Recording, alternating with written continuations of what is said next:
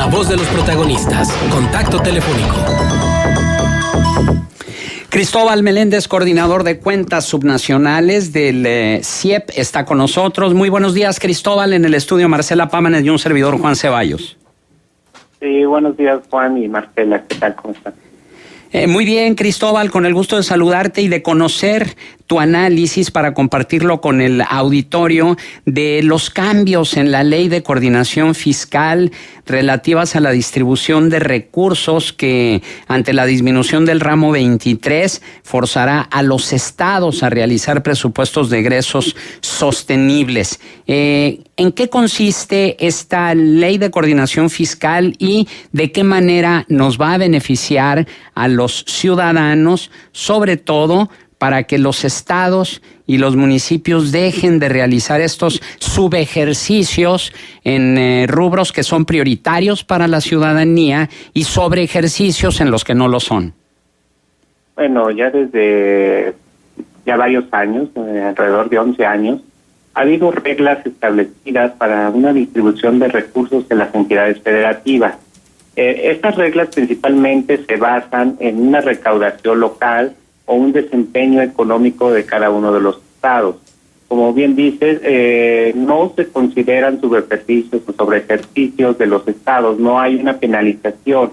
Entonces, si hubiera cambios en una ley de coordinación fiscal que quizás empiece a darse ya desde abril de este año, entonces sí se tendría que considerar estos elementos en los cuales, pues si los estados empiezan a hacer estas prácticas que no son adecuadas, haya una penalización de recursos. Entonces los estados tendrían que esforzarse para tratar de hacer esfuerzos sostenibles. Ahora, como un marco de referencia para el auditorio, el ramo 23 relativo a provisiones salariales y económicas tiene el objetivo de canalizar fondos a entidades federativas y municipios para cubrir los daños generados por desastres naturales a través del Fonden, también para obras de infraestructura etiquetadas a estados y ayuntamientos. ¿Cuáles son las reformas, los cambios concretos que se dieron en esta Ley de Coordinación Fiscal? Bueno, los cambios más importantes en el ramo 23 se pueden clasificar en dos elementos. Uno, quizás el más importante, es que a final de año, normalmente cuando las entidades federativas tenían problemas de liquidez, llegaba el gobierno federal y otorgaba recursos a través del ramo 23. Esto principalmente porque había excedentes en los ingresos. Esto era una práctica que se dio durante varios años. Entonces, lo que se hizo a partir de este gobierno federal es de que se creía que estaban subestimados los ingresos del gobierno federal, entonces de ahora se estiman más ingresos. Entonces, a través de esta mayor estimación de ingresos, los estados van a tener más participaciones. Sin embargo, ya no se tendría el ramo 23 a final de año. Los estados tendrán que tener cuidado en esta situación porque en estos momentos están viéndose con mayores participaciones, pero deben de hacer una mejor planeación de presupuestos sostenibles porque a final de año no habrá quien los rescate para esas deudas de corto plazo y problemas de liquidez. El segundo problema del ramo 23 es que se recortaron algunos programas que me decían que no estaban yendo hacia la ciudadanía, que es parte de este reporte que se dijo que era el reporte a la corrupción. Mucho es de este ramo 23, pero hay algunos fondos que sí tienen afectación a los ciudadanos, como el fondo de migrantes, el cual se elimina, entonces sí tiene un impacto por los ciudadanos. Pero la idea es que obtengan los estados más recursos a través de participación. Ahora bien, contar con menos recursos de la federación debe significar para los gobiernos estatales y municipales una mayor disciplina financiera. ¿Es posible lograr esto, sobre todo tomando en consideración el problema de los subejercicios y los sobreejercicios presupuestales que se dan cotidianamente en los tres órdenes de gobierno? Es complicado, pero sí se tiene que ya empezar a hacer, porque si el caso ahora de que si no se rescata con el ramo 23 a los gobiernos estatales, entonces si tienen sobreejercicio, pues el gobierno federal ya no los va a rescatar, y ya la misma ley de disciplina financiera no permite un endeudamiento adicional. Entonces esto poco a poco irá obligando a los estados a que sus presupuestos sean lo más realistas, porque ya no hay un ente que los venga a rescatar. Hay que recordar que en el gobierno de Enrique Peña Nieto, prácticamente 2016, 2017 y 2018 hubo excesivos sobreejercicios presupuestales. Simplemente en 2016 el gobierno ejerció 900,000 millones de pesos más de lo autorizado por el Congreso.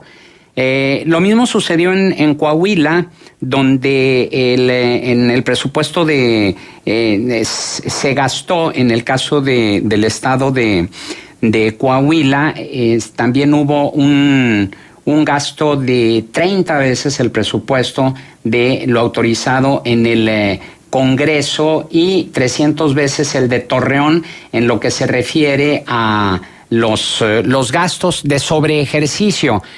¿Hay algún candado? Por un lado, son dos preguntas. La primera, ¿hay alguna acción legal que obligue a los estados, municipios y federación a resarcir los daños de esos sobreejercicios? Y por otro lado, ¿hay un candado ya que lo impida a partir de esta nueva ley de coordinación fiscal? La ley de disciplina financiera ya se castiga, incluso se sanciona cuando hay estos sobreejercicios, porque tiene que haber todo gasto tendría que estar representado por un ingreso. Esta es una de los principios importantes de la ley, en lo cual pues de esta manera se evita los sobreejercicios. La otra candado importante es por lo del ramo 23, porque podría no cumplirse la ley, pero si al no cumplirse la ley llega el gobierno federal y otorgaba recursos para que indirectamente no cumpliera con esas normas de la ley de disciplina financiera, entonces los estados tenían esa tentación a realizarlo. Ahora, como no se da el rescate, pues sí se tendrá que cumplir con la ley de disciplina financiera cabalmente. Sí, otro ejemplo, proverbial realmente es el hecho de que Coahuila gastó en 2018 sin autorización del Congreso local 6,214 millones de pesos en rubros como materiales para construcción, asesorías y publicidad, y Torreón hizo lo propio ese mismo año, erogando una quinta parte más de lo presupuestado. En este sentido, obviamente la ley no tiene retroactividad, pero de acuerdo con la legislación vigente, ¿hay manera de establecer responsabilidades por lo que sucedió en 2018 o es borrón y cuenta nueva a partir de 2019? Sí, la Auditoría Superior de la Federación tendrá que hacer todas las revisiones adecuadas y tomar en cuenta lo que está en la ley, y entonces aquí ver la responsabilidad que tienen aquellos que no están cumpliendo con la ley. Ahora, de acuerdo con el Centro de Investigación Económica y Presupuestaria, el CIEP, del que tú eres coordinador de cuentas subnacionales, ¿qué anomalías han encontrado en cuanto a subejercicios y sobreejercicios presupuestales? Y me refiero concretamente a subejercicios en rubros que no son prioritarios para el bienestar de la ciudadanía y sobreejercicios en rubros que no benefician en nada al ciudadano. Bueno, nosotros como análisis hemos observado que hay siempre ha habido un margen de discrecionalidad. Entonces la misma ley lo permite. Entonces si hay, como bien lo dice, subejercicios en algunas zonas, en algunos rubros, la misma ley permite que eso se pueda redistribuir hacia otros rubros. Entonces, esos sobreejercicios que se están dando en otros temas se pagan por los subejercicios. Entonces, esta práctica pues es común porque la misma ley lo permite, no es algo ilegal. Aquí la cosa es realmente hacer una reforma en la cual impida estas prácticas que pues a veces perjudican a algunos ciudadanos, porque muchas veces alguien está esperando un presupuesto y no llega el dinero, lo marcan como subejercicio y se lo terminan dando a otros programas en los cuales pues se benefician otro tipo de personas, y aquí es el gran problema. Bien, ahora en esta nueva ley de coordinación fiscal también hay algo que sea relativo a los incrementos que se dan a lo largo del año. Es decir, hay un presupuesto para nómina, un presupuesto para gasto corriente. Sin embargo, podemos ver que al final del año hay un gasto superior, sobre todo cuando crece la nómina y no hay una justificación al respecto. ¿Hay candados para este gasto de la nómina o hay puntos que justifiquen ese incremento en el gasto? No, debería estar pues con los candados de que se tiene que respetar el presupuesto. El hecho es que la misma ley dice que si se tiene mayores ingresos, esos mayores ingresos se pueden redistribuir en algunos sobreejercicios. Entonces es cuando se rompe el candado. Este es el argumento por el cual se ha hecho esta práctica. Ahora que se trata de que no haya excedentes en ingresos, sino desde el momento que se hagan los presupuestos, los ingresos mejor estimados, entonces ya indirectamente se va a disminuir esta práctica porque no habría excedentes de recursos en los cuales se pueda redistribuir.